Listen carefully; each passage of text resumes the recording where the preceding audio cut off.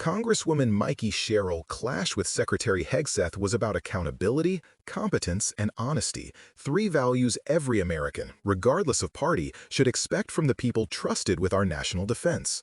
It was a surgical dismantling of leadership failure at the very top of the Pentagon. Secretary Hegseth, Chairman Kane, thank you both for being here today. Mr. Secretary, your testimony over the last several days before Congress, I've heard you speak about all of your supposed accomplishments from your time at the Pentagon. I have to say, your training at Fox News has let you spin months of dangerous dysfunction and incompetence into catchy phrases like restoring the warrior ethos and increasing lethality. But the truth is, it's really been chaos at the Pentagon under your leadership. You've clearly shown you're unable to manage the Department of Defense, but what I'm most concerned about are three specific areas: your operational incompetence, your managerial incompetence, and your budgetary incompetence. So let's start with operational. According to news reports, in your first week on the job, you got confused in a National Security Council meeting and thought President Trump wanted you to stop all aid to Ukraine. In a well-functioning administration, you would have asked for clarification before making that seismic policy shift, but instead you ordered vital military aid heading to the front lines turned around, costing the U.S. millions of dollars and depriving Ukrainian soldiers of equipment they needed to fight Russia. So, Mr. Secretary, can you explain how exactly you misunderstood such a monumental presidential order? One of many fake news headlines we've dealt with. So President Trump told you to halt military aid to Ukraine on January 30th?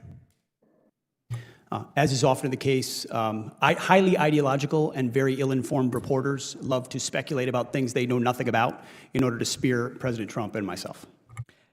So it sounds like actually the reporting is correct, because I will say, if it wasn't a mistake, why did aid restart only a few days later? Again, we would take complete issue with what would some call reporting and others call a hatchet job. So why did aid start just a couple days later? I'm saying the reporting is inaccurate, ma'am. I don't think that's correct. So let's move on to your managerial incompetence. I think we can see why you misunderstood the president, because you're obviously misunderstanding my questions. Less than a month into the job, you fired the chairman of the Joint Chiefs, C.Q. Brown, and the chief of naval operations, Lisa Franchetti, without cause. And to this day, you still have not provided an adequate explanation for removing them. As far as I can tell, you fired C.Q. Brown because he was black and Lisa Franchetti because she is a woman. So nearly 4 months later, we still don't have a new nominee for Chief of Naval Operations. News reports, and you can contest it, but I'd love to hear your answer, say that you haven't nominated someone because qualified admirals keep turning the position down. So tell me, Mr. Secretary, when will Congress receive your nomination for the next chairman of the next chief of naval operations? Ma'am, with all due respect, I would suggest not believing every headline you read. With all due respect, I'd like your nomination. When will we see it? There has not a single admiral or any military official has turned down a position that's been So when will we see your nominee for the chief of naval operations? In due time, for all the right reasons. Again, I think we've seen the managerial incompetence. Okay, let's move on to budgetary incompetence. You missed the deadline to submit a draft defense budget to Congress, which makes it impossible for us to complete our work on the NDAA or appropriations, and makes it more likely you'll receive delays in funding you need for new acquisitions, programs, and other priorities. Additionally, you're blowing money on poorly conceived operations and vanity projects for President Trump. Retrofitting the Qatari jet to serve as Air Force One will cost about $400 million. The parade in D.C. this weekend will cost upwards of $40 million. Your bombing campaign in Yemen cost about $1 billion, and a week later they were having missile strikes in Israel. Your operations in L.A. will cost tens of millions of dollars, and you claim to be cutting cost at the Pentagon, but all I see are wasted dollars better spent addressing our most pressing threats like China. So, Mr. Secretary, what priorities have you cut funding for to pay for these projects? Ma'am, I would just say your list left off securing the southern border. So, Mr. Secretary, what priorities have you cut funding for to pay for these projects? We make trade-offs every day, and I would imagine what we want to spend on is quite different than what the previous administration did. Well, I think Made the American those changes quickly, and they're reflected in this budget, and we're very proud of them. I think the American people can see why I'm so concerned about this incompetence. Thank you, and I yield back. Let's break down why this moment matters. Mikie Sherrill, a former Navy helicopter pilot and federal prosecutor, came into this hearing armed with facts, not talking points. She didn't mince words. She accused Secretary Pete Hegseth of three kinds of incompetence: operational, managerial, and budgetary. And she did it with the calm precision of someone who's been in uniform, understands the chain of command, and knows what happens when leadership fails. Operational incompetence, Sherril began by highlighting one of the most alarming reports from Hegseth's early tenure, that he allegedly misunderstood a National Security Council directive and halted all military aid to Ukraine. Think about that. In the middle of a war where Ukrainian soldiers are depending on U.S. support to defend against Russian aggression, the Secretary of Defense allegedly pulled back vital supplies because of a miscommunication? In a world where clarity and command can mean life or death, that's not just a bureaucratic mistake, it's a potential disaster. When pressed for an explanation, Hegseth brushed it off as fake news. But notice what he didn't do. He didn't deny the substance. He dodged, deflected, and leaned on political rhetoric instead of offering accountability. That's a problem. Because when the head of the Pentagon refuses to own his mistakes, the credibility of the entire Department of Defense erodes. Managerial incompetence. Then Sherril moved to the firings. High-ranking military leaders like General C.Q. Brown and Admiral Lisa Franchetti, both dismissed without clear justification. Let's pause there. C.Q. Brown, a decorated Air Force officer and the first black man to serve as chairman of the Joint Chiefs. Lisa Franchetti, one of the most respected women in the Navy.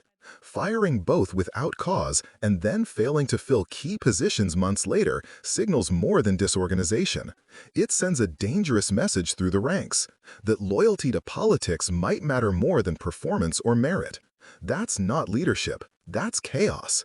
And when Sherril asked a straightforward question, when will Congress receive your nominee for Chief of Naval Operations, Hegseth's answer, in due time, wasn't just dismissive. It revealed something deeper. An administration more comfortable with empty slogans than with governing. Budgetary incompetence.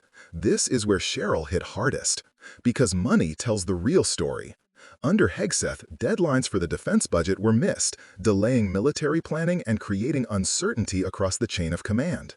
Meanwhile, billions are being funneled into what she calls vanity projects.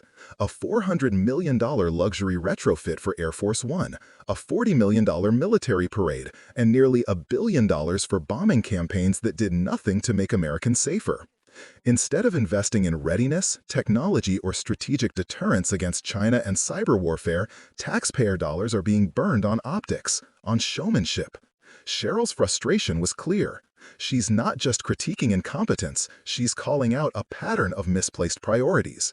Because when the Pentagon spends like a PR firm for political theater, it's the troops, the taxpayers, and America's long-term security that suffer.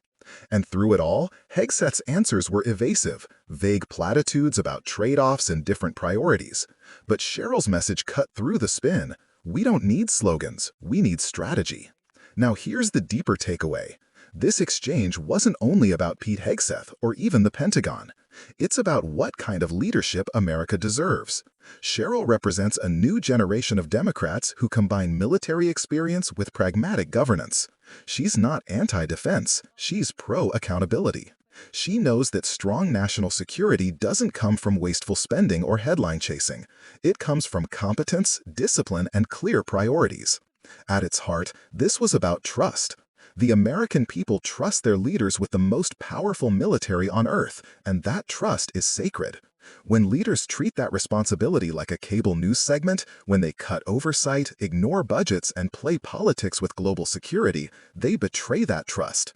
Mikie Sherrill wasn't grandstanding. She was standing up for the truth, for the military, and for every taxpayer who expects competence from their government.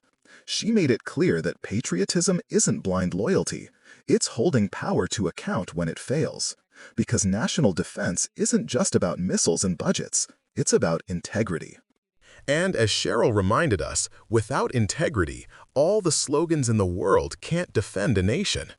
If you believe our military deserves real leadership, not headlines, not vanity projects, stay informed, stay engaged, and hold your representatives accountable. Competence in government isn't optional. It's essential to democracy. Because when leaders fail upward, the consequences fall on everyone else, and America deserves better.